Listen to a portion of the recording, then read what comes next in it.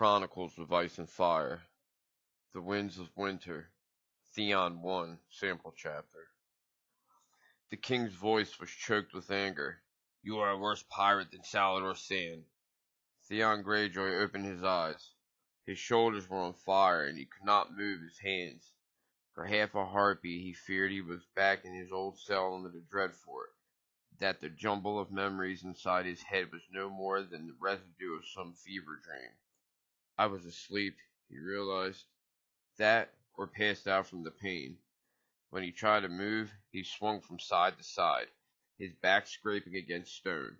He was hanging from a wall inside a tower, his hands chained to a pair of rusted iron rings.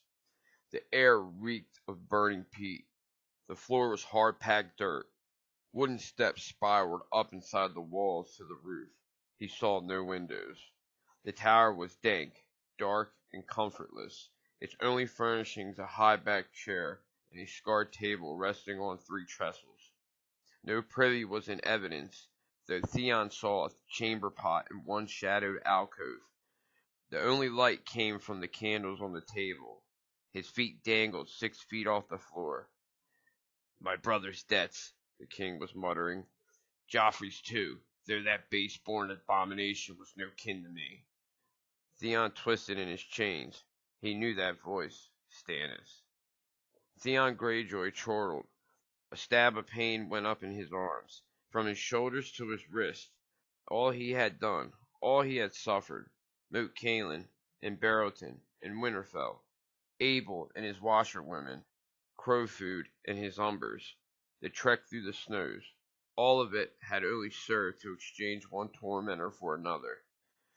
"Your Grace," a second voice said softly, "pardon, but your ink is frozen." The Braavosi, Theon knew. What was his name? Tycho something? Perhaps a bit of heat. "I know a quicker way." Stannis drew his dagger. For an instant Theon thought that he meant to stab the banker. "You will never get a drop of blood from that one, my lord," he might have told him. The king laid the blade of the knife against the ball of his left thumb and slashed. "There, I will sign in my own blood. That ought to make your masters happy." "If it please your grace, it will please the Iron Bank." Stannis dipped a quill in the blood welling from his thumb and scratched his name across the piece of parchment. "You will depart today. Lord Bolton may be on us soon.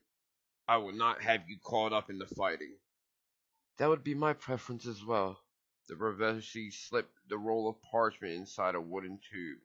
"I hope to have the honor of calling on your grace again when you are seated on the Iron Throne." "You hope to have your gold, you mean. Save your pleasantries. It is coin I need from bravos, not empty courtesy. Tell the guard outside I have need of Justin Massey." "It would be my pleasure. The Iron Bank is always glad to be of service." The banker bowed. As he left, another entered, a knight. A king's knights had been coming and going all night, Theon recalled dimly. This one seemed to be the king's familiar.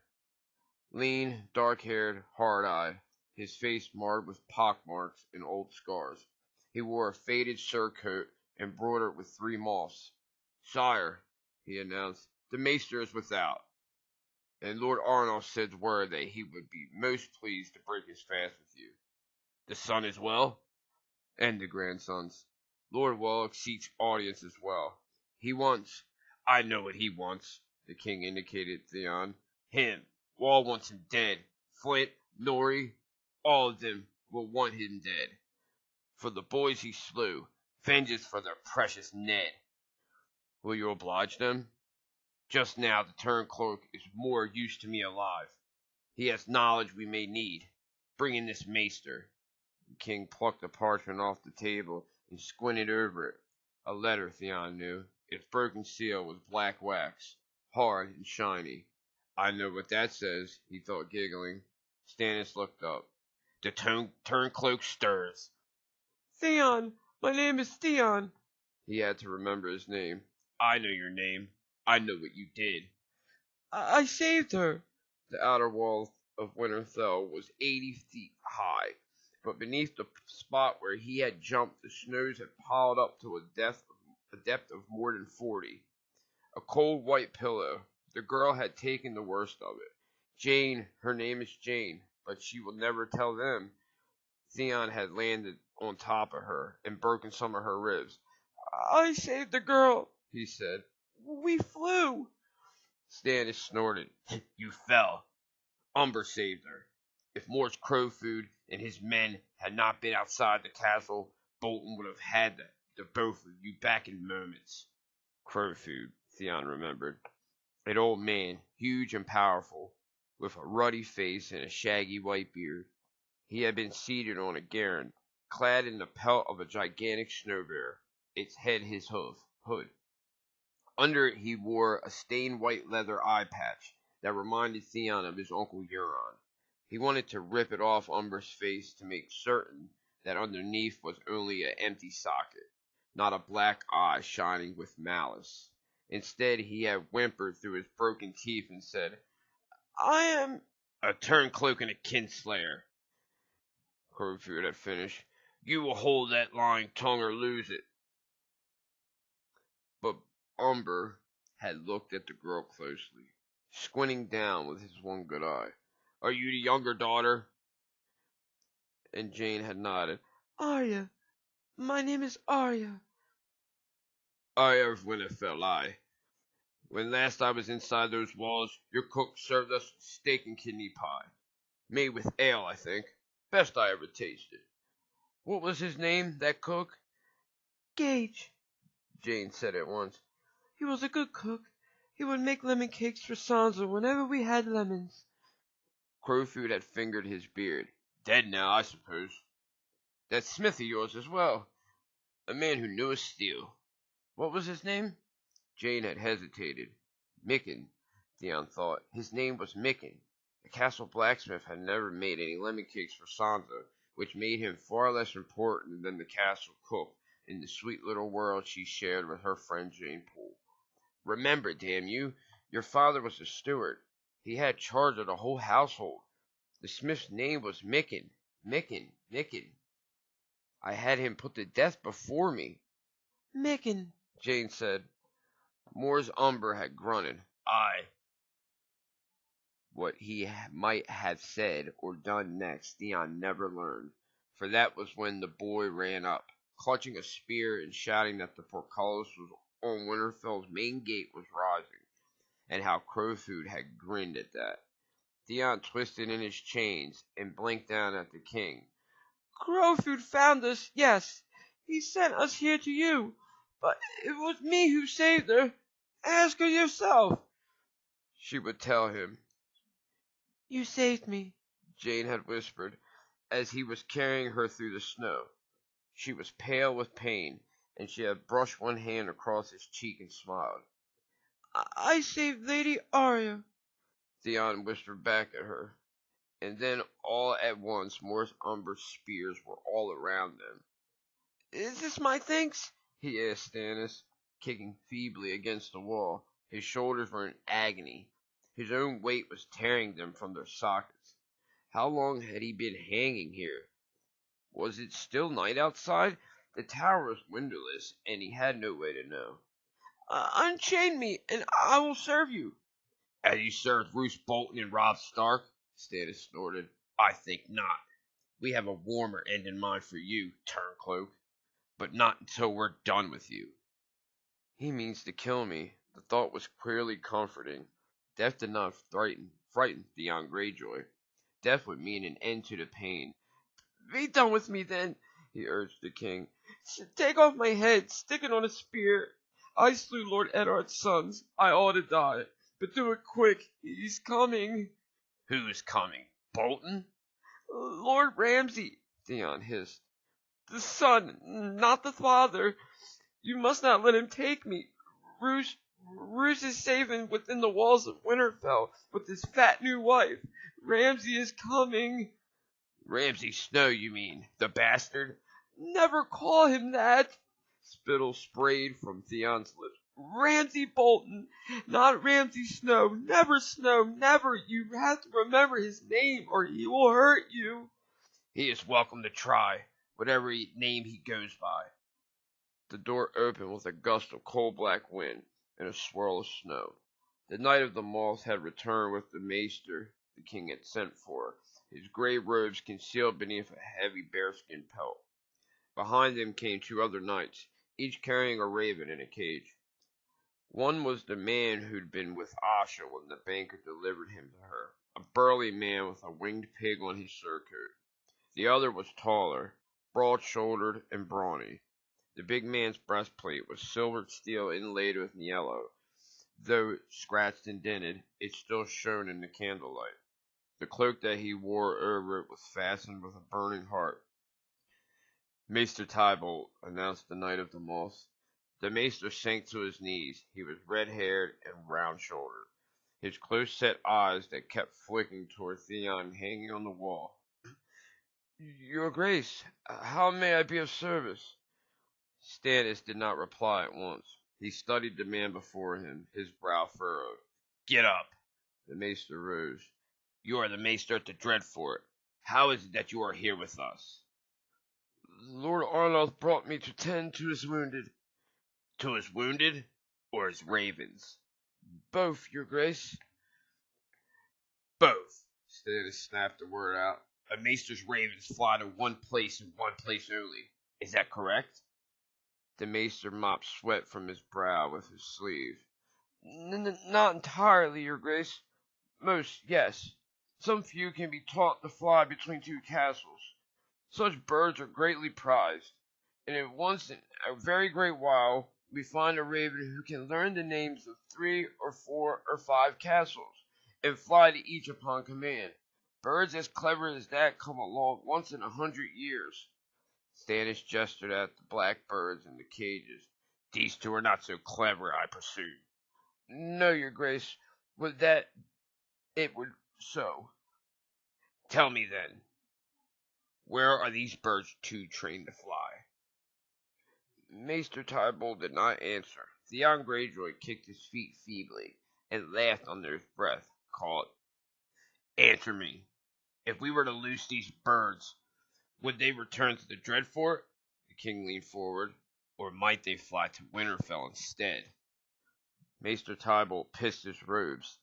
Theon could not see the dark stain spreading where he hung, but the smell of piss was sharp and strong.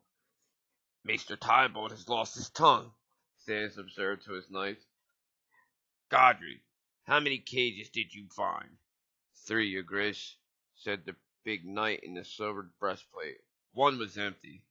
Your Grace, my order is sworn to serve. "I know all about your vows. What I want to know is, what was in the letter that you sent to Winterfell? Did you perchance tell Lord Bolton where to find us?" Sire," round-shouldered Tybalt drew himself up proudly, the rules of my order forbid me to divulge the contents of Lord Arnulf's letters." "Your vows are stronger than your bladder, it would seem." "Your Grace must understand." "Must I?" The king shrugged. "If you say so. You are a man of learning, after all. I had a maester on Dragonstone who was almost a father to me. I have great respect for your order and its vows. Sir Clayton does not share my feelings, though. He learned all he knows in the Winds of Flea Bottom. Were I to put you in his charge, he might strangle you with your chain, or scoop out your eye with a spoon." "Only the one, your Grace," volunteered the balding knight, him of the winged pig. "I'd leave the other." "How many eyes does a maester need to read a letter?" asked Stannis. "One should suffice, I think. I would not wish to leave you unable to fulfill your duties to your lord. Roose Bolton's men may well be on their way to attack us even now, however, so you must understand if I skimp on certain courtesies. I will ask you once again, what was in the message you sent to Winterfell?" The maester quivered. "A map, your Grace." The king leaned back in his chair. "Get him out of here," he commanded. "Leave the ravens."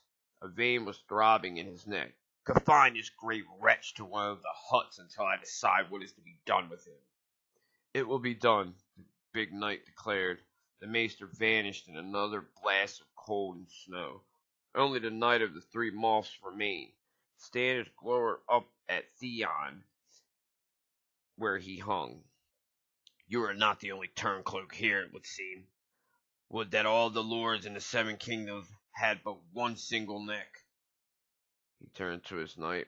Sir Richard, while I am breaking fast with Lord Arnoth, you are to disarm his men and take them into custody.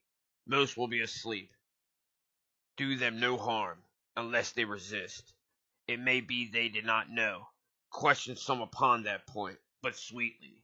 If they had no knowledge of this treachery, they shall have the chance to prove their loyalty. He snapped a hand in dismissal. Send in Justin Massey. Another knight Theon knew. When Massey entered, this one was fair, with a neatly trimmed blond beard and thick straight hair so pale it seemed more white than gold. His tunic bore the triple spiral, an ancient sigil for an ancient house. I was told your grace had need of me, he said from one knee. Stannis nodded. You will escort the Braavosi banker back to the wall. Choose 6 good men and take 12 horses. To ride or eat? The king was not amused. I want you gone before midday, sir. Lord Bolton could be on us any moment, and it is imperative that the banker return to Braavos. You shall accompany him across the narrow sea. If there is to be a battle, my place is here with you. Your place is where I say it is.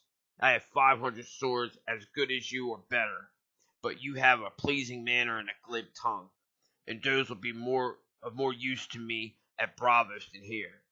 The Iron Bank has opened its coffers to me. You will collect their coin and hire ships and sell swords. A company of good repute. You can find one.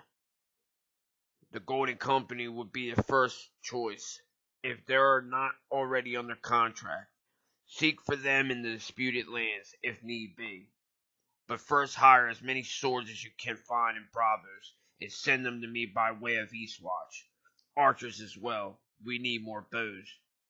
Sir Justin's hair had fallen down across one eye. He pushed it back and said, The captains of the free companies would join a lord more readily than a mere knight, your grace. I hold neither lands nor title. Why should they sell their swords to me? Go to them with both fists full of golden dragons, the king said, in an acid tone.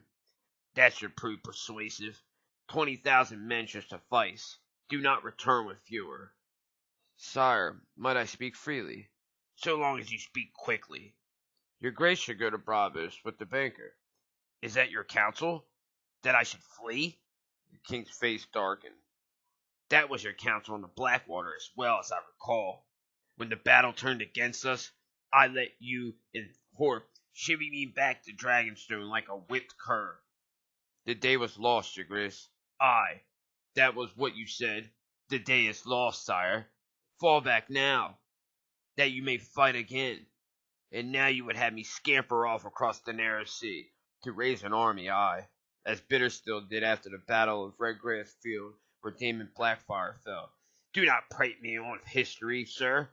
Daemon Blackfire was a rebel and a usurper, Bitterstill a bastard. When he fled, he swore he would return to place a son of Daemon's upon the Iron Throne. He never did. Words are wind, and the wind that blows exiles across the narrow sea seldom blow them back. That boy Viserys Targaryen spoke of return as well. He slipped through my fingers at Dragonstone, only to spend his life wheedling after sellswords. The beggar king, they called him in the free cities. Well, I do not beg, nor will I flee again. I am Robert's heir, the rightful king of Westeros. My place is with my men. Yours is in Braavos. Go with the banker and do as I have bid. As you command, Sir Justin said. It may be that we shall lose this battle, the king said grimly. In Braavos you may hear that I am dead. It may even be true. You shall find my sellswords nonetheless. The knight hesitated. Your grace, if you are dead, you will avenge my death and sit my daughter on the Iron Throne, or die in the attempt. Sir Justin put one hand on his sword hilt. On my honor as a knight, you have my word. Oh, and take the Stark girl with you. Deliver her to Lord Commander Snow on your way to Eastwatch. Stannis tapped the parchment that lay before him. A true king pays his debts. Pay it, thought Theon. Pay it with false coin. Jon Snow would see right through the impostor at once. Lord Stark's sullen bastard had known Jane Poole, and he had always been fond of his little half-sister Arya. The Black Brothers will accompany you as far as Castle Black, the king went on. The Iron Men are to remain here, supposedly to fight for us. Another gift from Tycho Nestoris. Just as well, they would only slow you down. Iron Men were made for ships, not horses. Lady Arya should have a female companion as well. Take Alysanne Mormont. Sir Justin pushed back his hair again. And Lady Asha? The king considered that a moment. No. One day your grace will need to take the Iron Islands. That will go much easier with Theon Greyjoy's daughter as a catchpole. With one of your own leal men as her lord husband. You? The king scowled. The woman is wed, Justin. A proxy marriage, never consummated. Easily set aside. The groom is old besides. Like to die soon. From a sword through his belly if you had your way, Sir Worm. Theon knew how these knights thought. Stannis pressed his lips together. Serve me well in this matter of sellswords, and you may have what you desire. Until such time, the woman must needs remain my captive. Sir Justin bowed his head. I understand. That only seemed to irritate the king. Your understanding is not required. Only your obedience. Be on your way, sir. This time when the knight took his leave, the world beyond the door seemed more white than black. Stannis Baratheon paced the floor. The tower was a small one, dank and cramped. A few steps brought the king around to Theon. How many men does Bolton have at Winterfell? 5,000. 6 more? He gave the king a ghastly grin, all shattered teeth and splinters. More than you. How many of those he like to send against us? No more than half. That was a guess, admittedly, but it felt right to him. Roose Bolton was not a man to blunder blindly out into the snow, map or no. He would hold his main strength in reserve, keep his best men with him, trust in Winterfell's massive double wall. The castle was too crowded. Men were at each other's throats, the Manderleys, the Freys especially. It's them his lordship sent after you, the ones he's well rid of. Wyman Manderley. The king's mouth twisted in contempt. Lord too fat to sit a horse, too fat to come to me, yet he comes to Winterfell. Too fat to bend a knee and swear me his sword, yet now he wields that sword for Bolton. I sent my onion lord to treat with him, and Lord Too Fat butchered him and mounted his head and hands on the walls of White Harbor for the Freys to gloat over. And the Freys. Has the Red Wedding been forgotten? The North remembers. The Red Wedding, Lady Hornwood's fingers, the sack of Winterfell, Deepwood Mott, and Torn Square. They remember all of it. Bran and Rickon, they were only Miller's boys. Frey and Manderley will never combine their strength. They will come for you, but separately. Lord Ramsay will not be far behind them. He wants his bride back. He wants his reek. Theon's laughs were half a titter, half a whimper. Lord Ramsay is the one your grace should fear. Stannis bristled at that. I defeated your uncle Victarion and his iron fleet off Fair Isle, the first time your father crowned himself. I held Storm's End against the power of the Reach for a year, and took Dragonstone from the Targaryens. I smashed Mance Rayder at the wall, though he had 20 times my number. Tell me, Turncloak, what battles has the bastard of Bolton ever won that I should fear him? You must not call him that. A wave of pain washed over Theon Greyjoy. He closed his eyes and grimaced. When he opened them again, he said, You do not know him. No more than he knows me. Knows me, cried one of the ravens the maester had left behind. It flapped its big black wings against the bars of its cage. No, it cried again. Stannis turned. Stop that noise. Behind him, the door opened. The Karstarks had arrived. Bent and twisted, the castellan of Carhold leaned heavily on his cane as he made his way to the table. Lord Onar's cloak was fine grey wool, bordered in black sable and clasped with silver sunburst.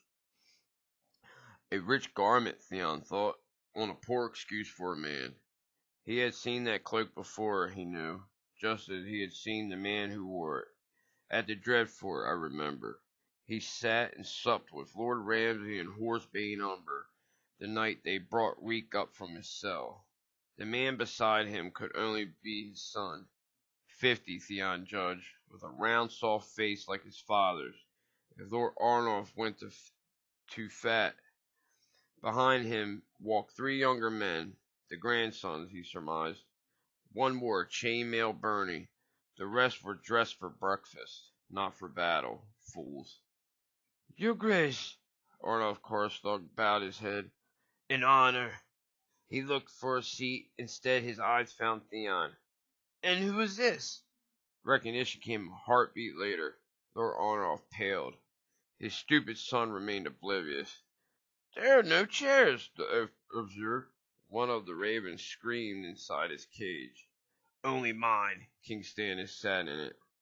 It is no iron throne, but here and now it suits.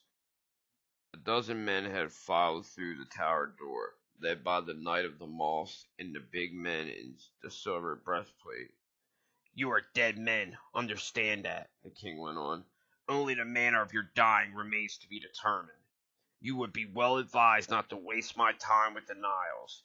Confess, and you shall have the same swift end that the young wolf gave Lord Rickard. Lie, and you will burn.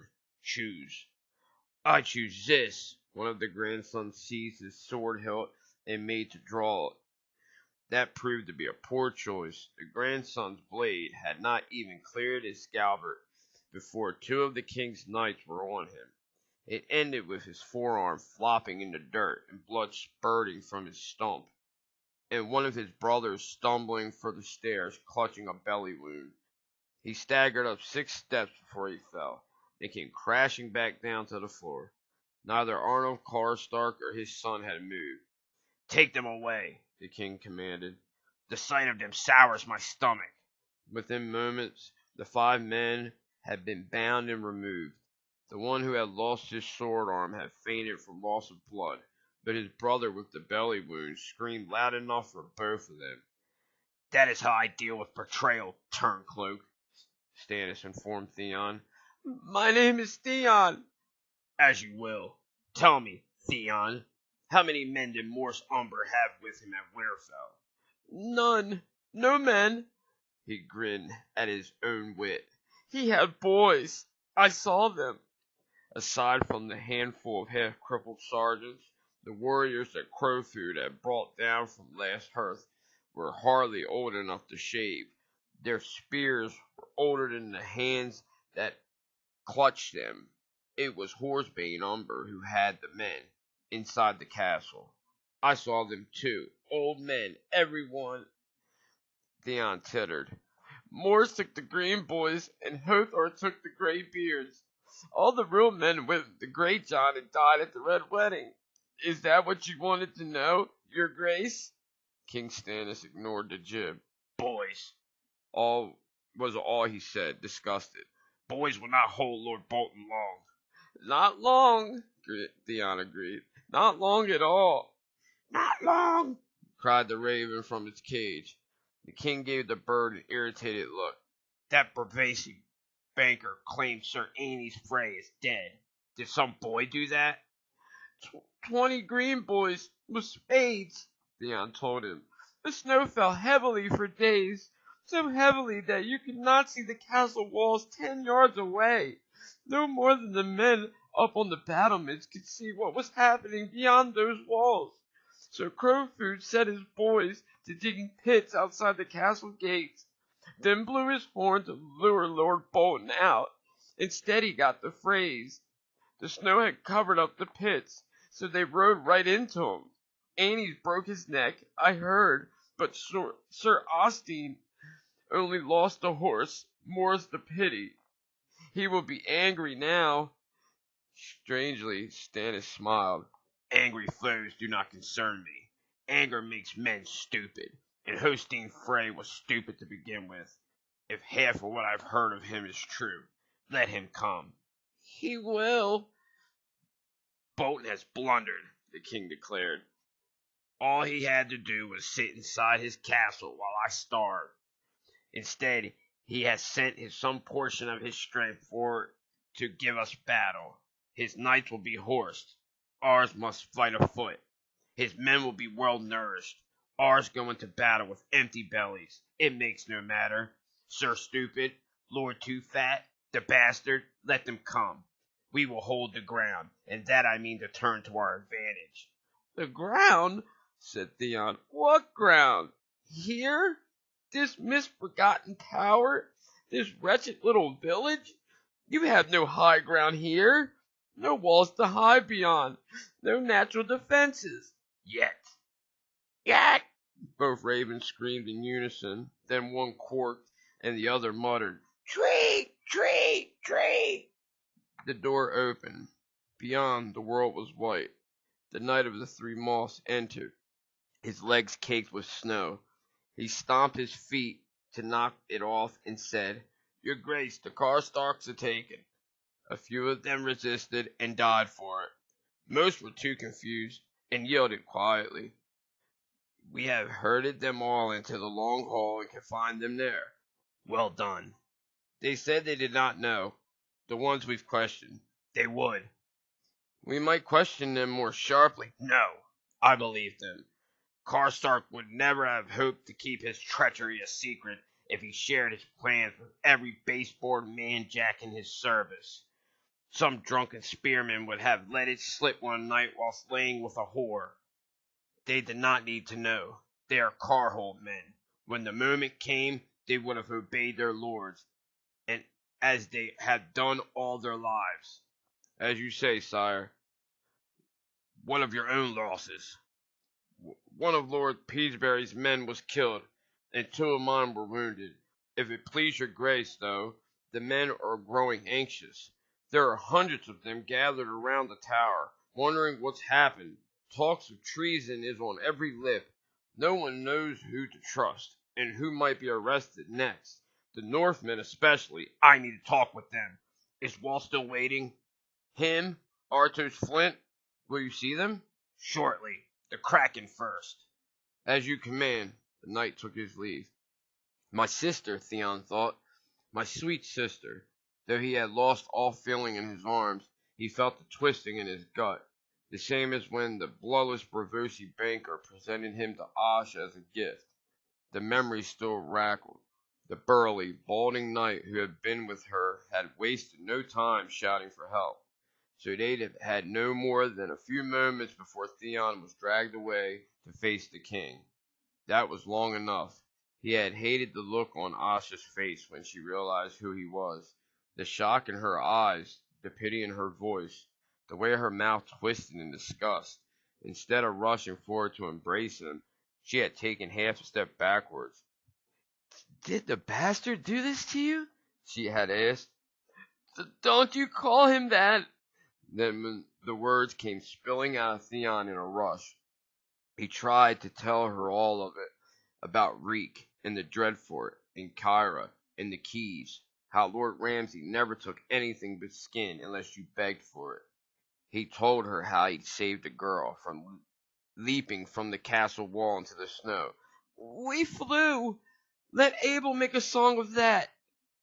We flew! Then he had to say who Abel was, and talk about the washerwomen, who weren't truly washerwomen. By then Theon knew how strange and incoherent all this sounded. Yet somehow the words would not stop. He was cold and sick and tired, and weak, so very weak.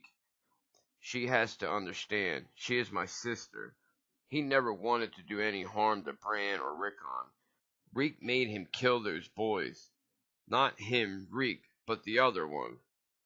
I'm no kinslayer, he insisted. He told her now he bedded them with Ramsay's bitches. Warned her that Winterfell was full of ghosts. The swords were gone. 4, I think, or 5. I don't recall. The Stone Kings are angry. He was shaking by then, trembling like an autumn leaf. The Heart Tree knew my name. The old gods. Theon, I heard them whisper. There was no wind, but the leaves were moving. Theon, they said. My name is Theon.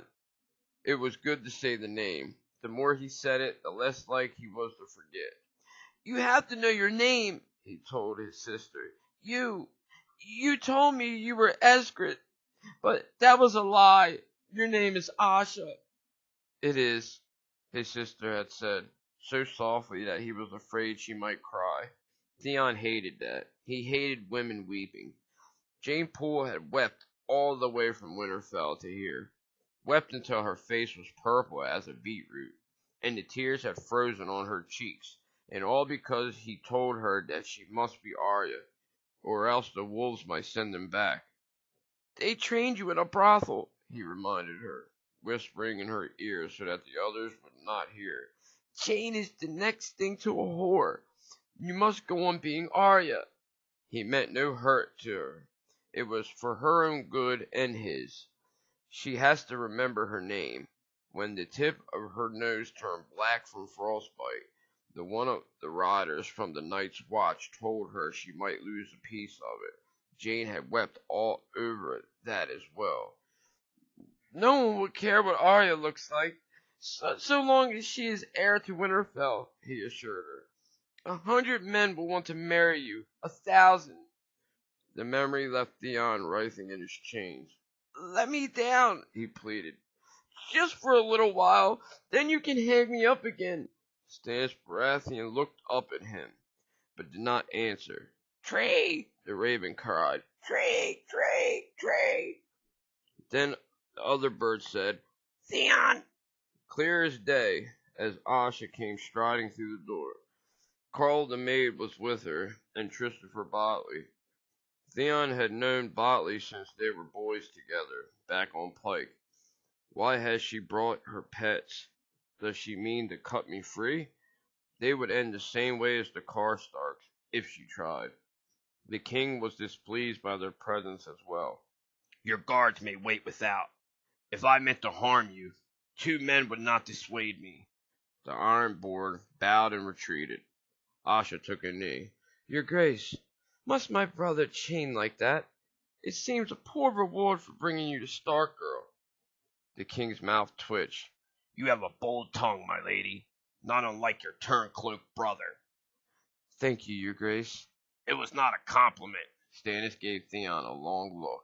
The village lacks a dungeon, and I have more prisoners than I anticipated when we halted here. He waved Asha to her feet. You may rise. She stood. The Ravosi ransomed my 7 of my men from Lady Glover. I would gladly pay a ransom for my brother. There is not enough gold on all your Iron Islands. Your brother's hands are soaked with blood. If Faring is urging me to give him to R'hllor. Clayton Sullivan as well, I do not doubt. Him, Corlys Penny, all the rest. Even Sir Richard here, who only loves the Lord of Light when it suits his purposes. The Red God's choir only knows a single song. So long as that song is pleasing in God's ears, let them sing. Lord Bolton's men will be here sooner than we would wish. Only Morris Umber stands between us, and your brother tells me his levies are made up entirely of green boys. Men like to know their God is with them when they go into battle. Not all your men worship the same God. I'm aware of this. I'm not the fool my brother was. Theon is my mother's last surviving son. When his brothers died, it shattered her. His death will crush what remains of her. But I have not come to beg you for his life. Wise. I am sorry for your mother, but I do not spare the lives of turncloaks. This one especially. He slew 2 sons of Eddard Stark. Every Northman in my service would abandon me if I showed him any clemency. Your brother must die. Then do the deed yourself, your grace.